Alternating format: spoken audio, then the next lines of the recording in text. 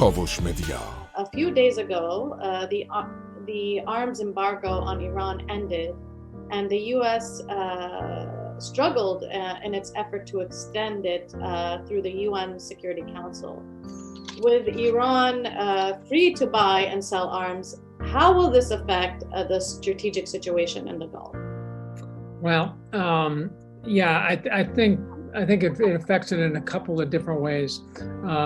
First and foremost, I think it makes it harder now to build consensus. The fact that we are unable to rally a number of countries who are aligned with us to extend this prohibition, and the fact that it is in place here, I think makes it more difficult in the future to create consensus against malign Iranian activity in the area.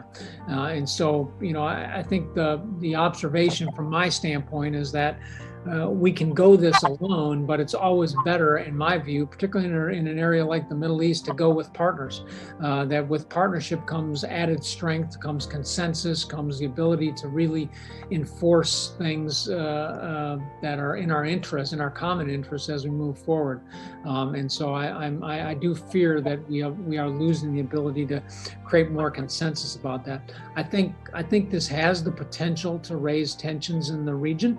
And could, in some degrees, fuel an arms race, for example.